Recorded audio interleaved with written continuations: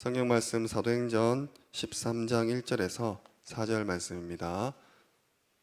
사도행전 13장 1절에서 4절 말씀입니다.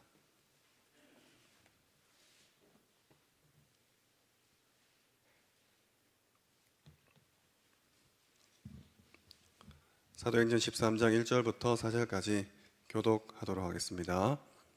안디옥 교회에 선지자들과 교사들이 있으니 곧 바나바와 니게르라 하는 시므온과 구레네 사람 루기오와 분봉왕 헤롯 젖동생 마나엔과 및 사울이라.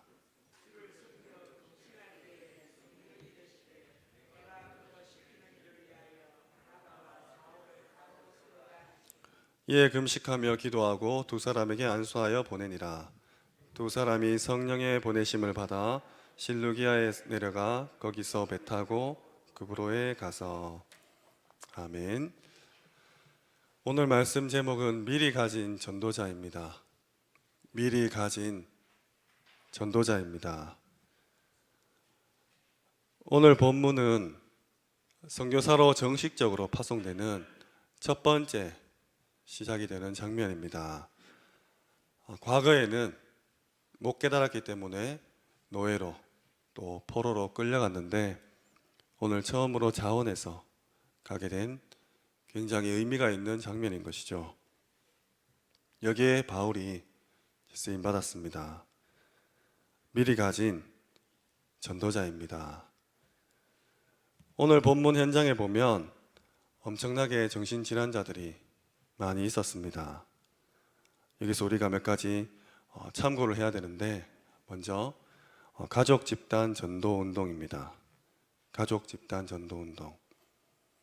집단이라는 단어가 좀 이상할 수도 있는데, 아니면 가족 단위 전도 운동이라도 할 수 있을 겁니다. 쉽게 말하면 한 가족 내에 정신질환자가 한 명 있다면 이 친구에게만 말씀 운동할 것이 아니라 가족 전체에 말씀 운동이 일어나야 된다는 말입니다. 꼭 명심하셔야 됩니다. 왜냐하면 이 정신질환은 하루 이틀 된 문제가 아니기 때문입니다.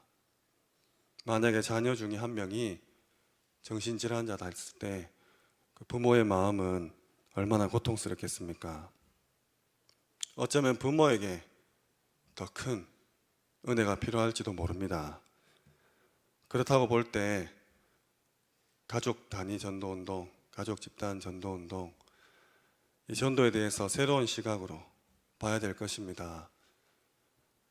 저도 군을 제대하고 나서 바로 한 친구를 만났는데 한 4년 정도 이 친구가 거의 매일 밥을 먹고 또 매일 같이 운동하고, 정신이 좀 아픈 아이였습니다. 덩치도 저보다 컸는데 이 집안이 잘 사는 집안이었어요. 근데 아이 한 명이 이렇게 아프니까 부모가 모든 신경이 여기 가 있고, 그리고 삶의 목표는 본인들이 죽고 났을 때 이 아이가 어떻게 이 정상적인 삶을 생활할 수 있을까, 여기에 맞춰 있더라고요. 저희 집이 문구사를 할 때 막 저희 집을 완전히 해짓기도 하고, 또 저도 막 새벽 3시에 야구 방망이 들고 막 그 집에 찾아가기도 하고, 그 아이가 자기 집 막 부술 때 저도 좀 싼 거 골라서 뭐 키보드랑 뭐 이렇게 받침대 같은 거 많이 부쉈습니다. 그럼 좀 수그러들더라고요. 그러니까 온 집이 고통이죠.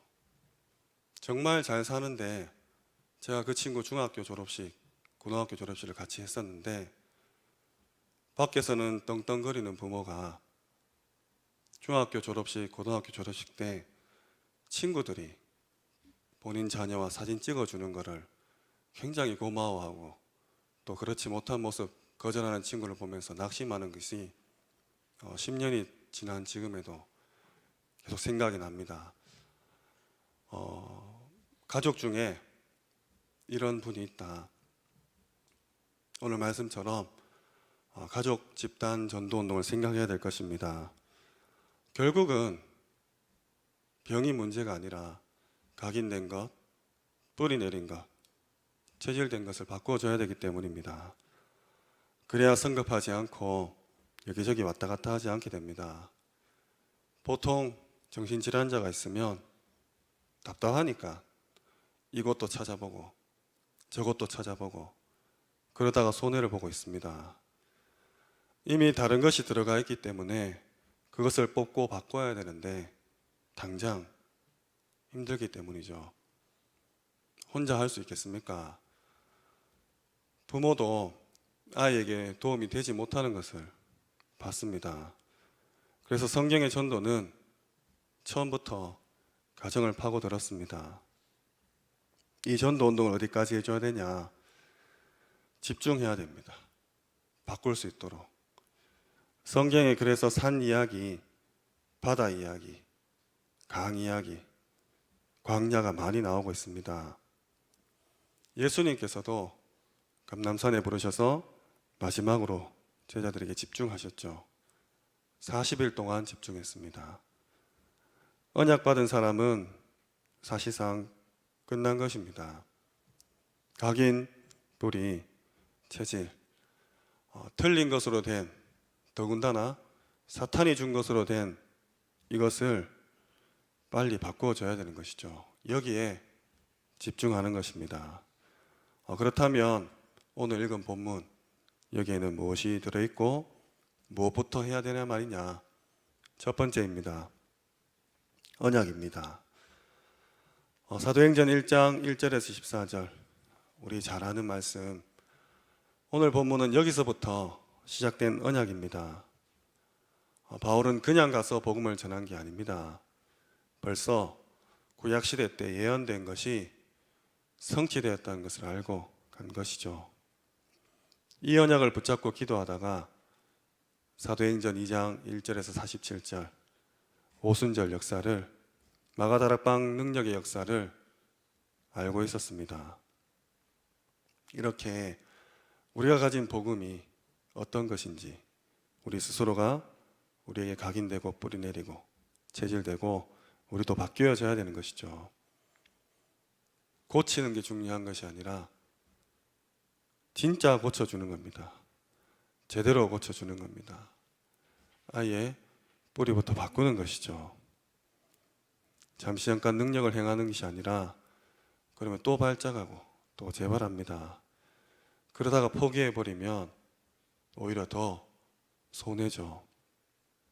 그래서 모든 환경 또 사건 초월하는 우리가 가진 이 복음, 이 언약을 가지고 집중하는 겁니다.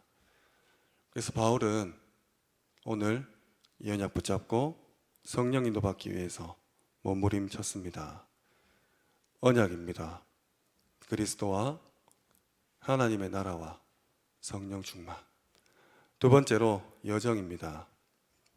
우리는 단순히 언약만 있는 것이 아니라 여기에 여정이 들어있다는 것을 알아야 됩니다. 오늘 성령께서 시키는 일, 굉장히 중요한 말이 나왔습니다. 또 성령께서 시켜서 이루어진 만남, 또 성령께서 지시해서 보내신 장소, 하나님께서 나에게 일을 주셨고 만남을 주셨고 장소를 주셨습니다.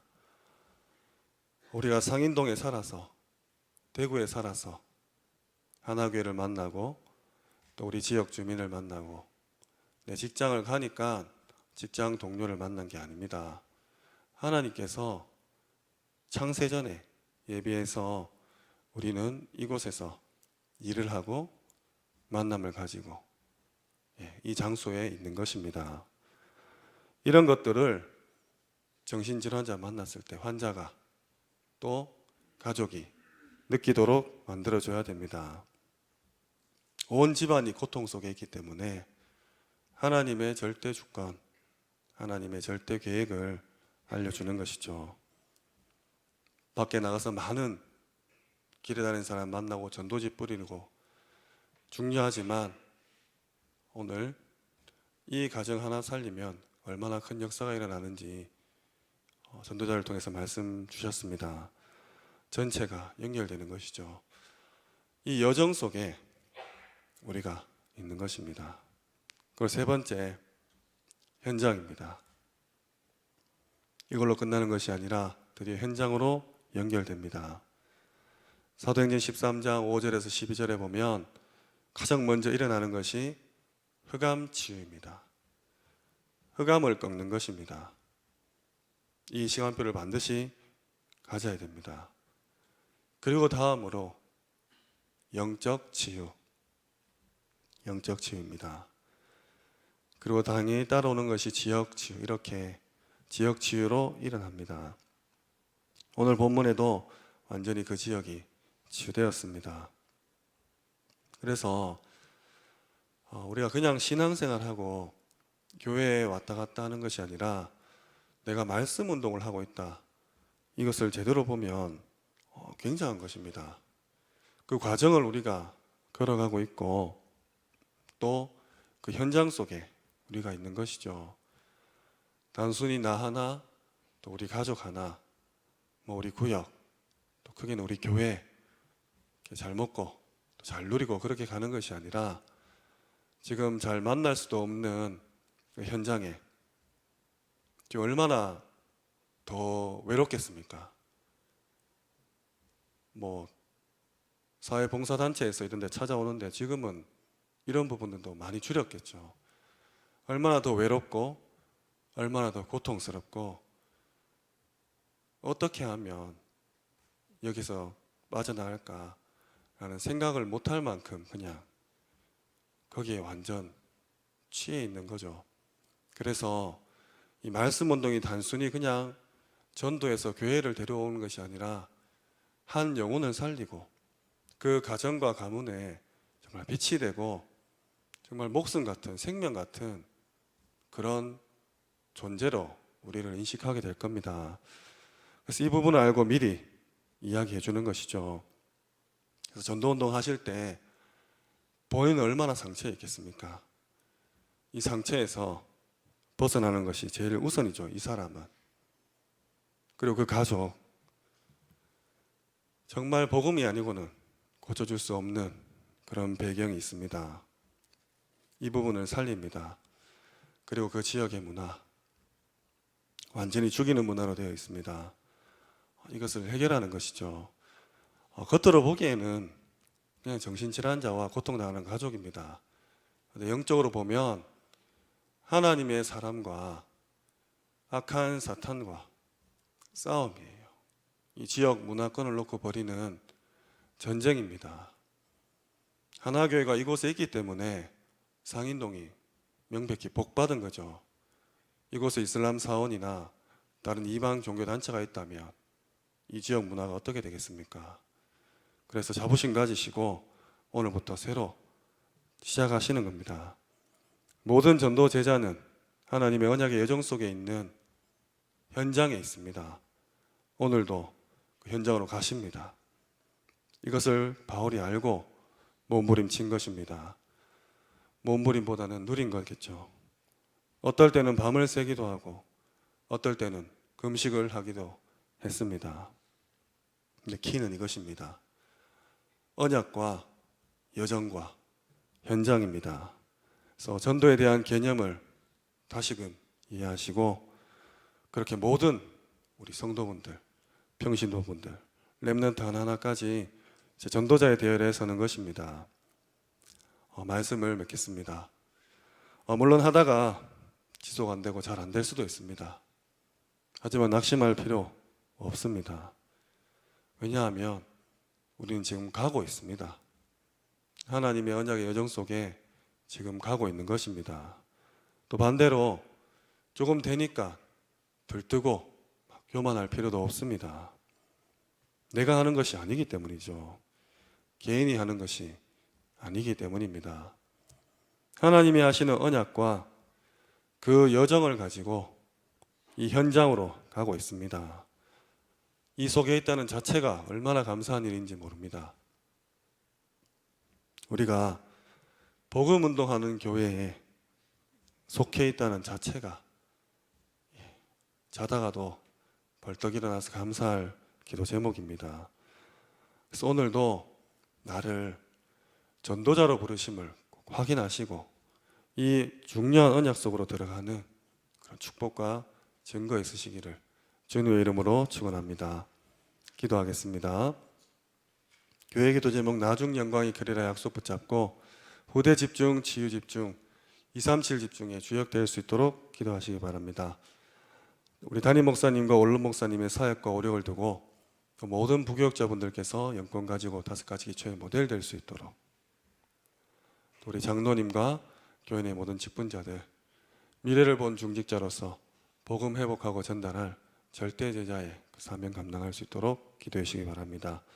각 선교지와 선교사님과 237 나라, 또 다민족, 또 차세대, TCK를 놓고 계속 기도해 주시기 바랍니다.